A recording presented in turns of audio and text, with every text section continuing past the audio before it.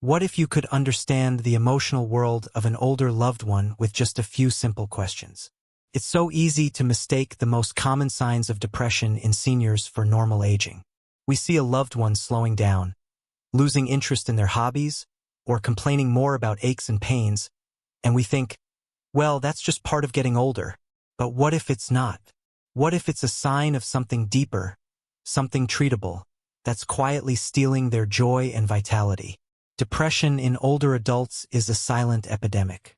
It's underdiagnosed and undertreated, often because its symptoms get tangled up with other medical issues or are just dismissed as a natural part of life's final chapters. This confusion can leave families feeling helpless and our beloved seniors suffering in silence. But it doesn't have to be this way. In this video, we're going to walk through a powerful 15-point checklist designed to help you spot hidden depression and understand what the answers truly mean. This isn't just a random list of tips. It's a simplified version of a clinically proven screening tool that you can use to start a vital conversation. Stay with us as we go through each question, one by one, to give you the clarity and confidence to help the older adult in your life. Before we jump into the questions, you should know where they come from. We didn't just make these up.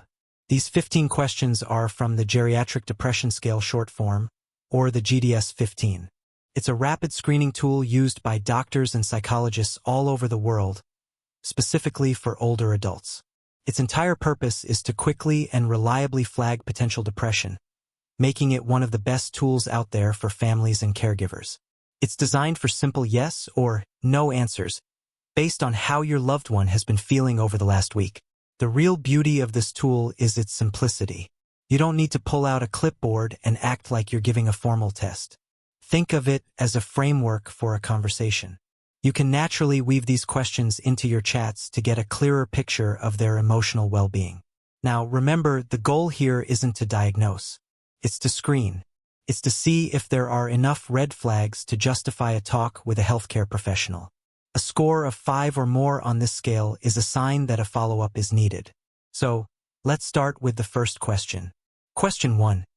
Are you basically satisfied with your life? The depressive answer here is no. This question cuts right to the heart of contentment. Satisfaction isn't about constant happiness. It's more of a quiet peace with your life's journey. When a senior answers no, it can signal a deep sense of regret or a feeling that their life just lacks meaning. It's so much more than a bad day. It's a fundamental unhappiness with their existence right now. Question 2. Have you dropped many of your activities and interests? The depressive answer is yes. This is a classic sign of something called anhedonia, which is the inability to feel pleasure. Think of the mom who adored her garden but now lets weeds take over, or the grandfather who was an avid card player but now turns down every invitation. It's not that they found new hobbies. It's that the joy they once got from those activities has simply vanished. Chalking this up to slowing down is a huge mistake. When someone gives up the very things that once lit them up, it's a major red flag that their emotional world is shrinking. Question 3. Do you feel that your life is empty? The depressive answer is yes. This question taps into feelings of purposelessness. An empty life feels like it's missing meaning and connection. An older person can have a house full of family and still feel a profound sense of internal emptiness. This isn't about being alone. It's about feeling alone in a fundamental way. They might say things like, I just don't do anything anymore, or there's nothing to look forward to. Question 4. Do you often get bored? The depressive answer is yes. We all get bored sometimes, but the boredom that comes with depression is on another level. It's a chronic, heavy state of disinterest. Nothing seems engaging. Nothing holds their attention. This isn't the kind of boredom that inspires you to pick up a new hobby. It's the kind that leads to sitting in a chair for hours, just staring. Not because there's nothing to do, but because nothing feels worth doing. Question 5. Are you in good spirits most of the time? The depressive answer is no. This question checks their baseline mood. While nobody is cheerful 24/7, a healthy person usually has a generally positive or at least neutral outlook. Answering no suggests their typical emotional state is sad, irritable, or just flat. It's the feeling of being under a dark cloud that won't go away. family might see this as them being more cranky, short-tempered, or just negative about everything. Question 6. Are you afraid that something bad is going to happen to you? The depressive answer is yes. This question explores the anxiety and catastrophic thinking that are deeply tied to depression. This isn't a rational fear about a real threat. It's a constant, vague sense of dread. The person might worry endlessly about their health, their finances, or their safety, often way out of proportion to the actual risks. This fear can be paralyzing and reflects an inner world where the future feels dangerous and unsafe. Question 7. Do you feel happy most of the time? The depressive answer is no. This is basically the reverse of question 5 and works as a cross-check.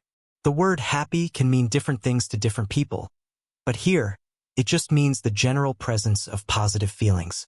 Answering no doesn't just mean they aren't joyful. It means the ability to feel happy feels out of reach. Sometimes, depression isn't sadness at all, but a total absence of feeling, a state often described as being numb.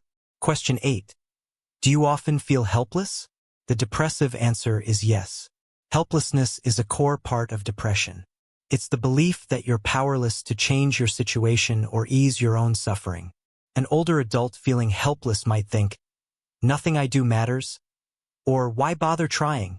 This can lead to them giving up on self-care, not taking their medicine, or refusing help. It's a terrible feeling because it strips away their sense of control. Question 9. Do you prefer to stay at home rather than going out and doing new things? The depressive answer is yes. This points to social withdrawal and a serious lack of energy. While some people are naturally homebodies, a major shift toward isolation is a warning sign. For someone with depression, the effort it takes to get ready, go out, and talk to people can feel overwhelming. Home becomes a refuge, but it can quickly turn into a prison. This withdrawal starves them of the social connection that's so vital for mental health, creating a vicious cycle. Isolation fuels depression, and depression fuels more isolation. Question 10. Do you feel you have more problems with memory than most? The depressive answer is yes. This is a critical question because memory issues are often the first thing families blame on old age or dementia.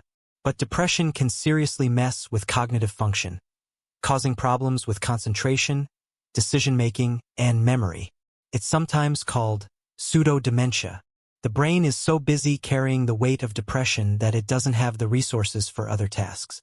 It is vital not to assume cognitive complaints are dementia without first screening for depression. Question 11. Do you think it is wonderful to be alive now? The depressive answer is no. This is a heavy one. It asks about the will to live and the ability to find any value in the present. A no doesn't automatically mean someone is suicidal, but it shows that the joy of being alive is gone. For them, life has become a burden, not a gift.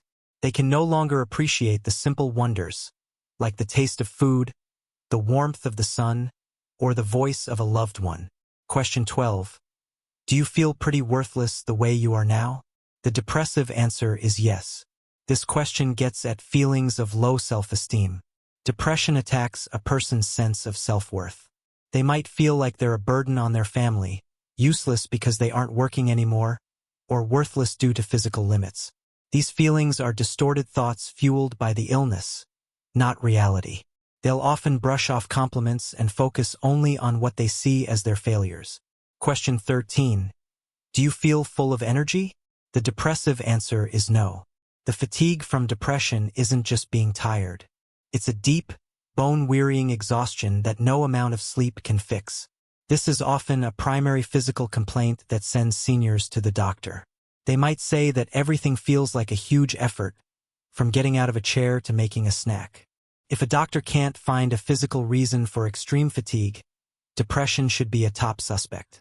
Question 14. Do you feel that your situation is hopeless?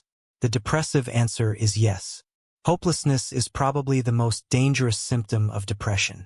It's the conviction that things are bad now and will never get better. While helplessness is feeling like you can't fix your problem, hopelessness is believing that nothing can fix it. This feeling is a strong predictor of suicidal thoughts.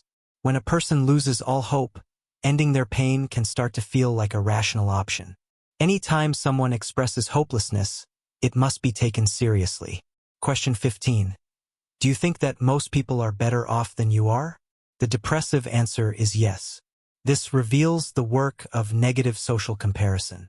Depression makes you see the world through a distorted lens, one that makes everyone else's happiness look huge while magnifying your own misery. They might look at friends or neighbors and decide that everyone else has a better life, which reinforces their own feelings of worthlessness and isolation. What the answers mean and scoring. Okay, we've gone through all the questions. Now, how do we make sense of the answers? This is where it all comes together.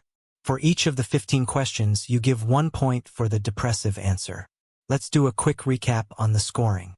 You get 1 point for each no on these 5 questions. Asterisk 1. Are you basically satisfied with your life? Asterisk 5. Are you in good spirits most of the time? Asterisk 7. Do you feel happy most of the time? Asterisk 11. Do you think it is wonderful to be alive now? Asterisk 13. Do you feel full of energy? And you get 1 point for each yes on the other 10 questions. Asterisk 2. Have you dropped many of your activities and interests? Asterisk 3. Do you feel that your life is empty? Asterisk 4. Do you often get bored? Asterisk 6. Are you afraid that something bad is going to happen to you? Asterisk 8. Do you often feel helpless? Asterisk 9. Do you prefer to stay at home? Asterisk 10. Do you feel you have more problems with memory than most? Asterisk 12. Do you feel pretty worthless the way you are now? Asterisk 14. Do you feel that your situation is hopeless? Asterisk 15. Do you think that most people are better off than you are? Once you have that total, here's how to interpret the score based on clinical guidelines. Asterisk a score of 0 to 4 is considered normal. Asterisk a score of 5 to 8 suggests mild depression. Asterisk a score of 9 to 11 suggests moderate depression. Asterisk and a score of 12 to 15 suggests severe depression. Now, this next part is the most important message in this whole video. A score of 5 or higher is a clear signal that it's time to get a professional evaluation. Remember, this tool is a screener, not a diagnosis. Think of it like a smoke detector. It doesn't tell you how big the fire is, but it gives you a loud, clear signal that you need to call for help. A score of 5 or more is that signal. For what to do next, turning insight into action. Seeing a high score can be scary, but now you have something you didn't have before, clarity. You have a reason to act. Your first step is to start a conversation. Find a quiet moment and approach your loved one with compassion, not accusation. You could say something like, I've noticed you haven't seemed like yourself lately, and I'm worried. I was reading about how people can feel this way, and I'm wondering if you've been feeling sad or empty. The next step is making an appointment with their doctor. The doctor can rule out other medical issues that can mimic depression, like thyroid problems or vitamin deficiencies. Offer to go with your loved one to the appointment to share what you've observed. Many older adults downplay their symptoms, so your perspective is incredibly valuable. From there, the doctor can refer them to a mental health specialist for a full assessment, which leads to a real diagnosis and a treatment plan. And treatment works. Depression is a treatable medical condition. It might involve therapy, medication, or lifestyle changes. Remind your loved one, and yourself, that depression is not a weakness or a character flaw. It is not a normal part of aging. It's an illness, and just like any other illness, it deserves to be treated. The information we shared today has the power to change a life. The silence around senior depression can only be broken when we're armed with knowledge and the courage to use it. If you found this video helpful, please share it. Share it with a friend who's caring for a parent, a neighbor who lives alone, or post it in a community group. You never know whose life you might touch with a simple click. And if you want to learn more about how to support the health and well-being of the seniors in your life, subscribe to our channel and hit that notification bell. We're here to provide clear, compassionate, and actionable advice for families just like yours. Today, we've walked through a simple checklist that can help you see the hidden signs of depression in an older loved one. We've explored what's really behind each question, how to understand the results, and most importantly, what to do next. Remember, seeing the signs is the first step. Starting the conversation is the second. And seeking help is the third. There is hope, and recovery is absolutely possible. By taking this step, you are opening the door to healing. You are showing your loved one that they are not worthless, they are not helpless, and their situation is not hopeless. You're showing them they are seen, they are valued, and they are not alone. Thank you for watching.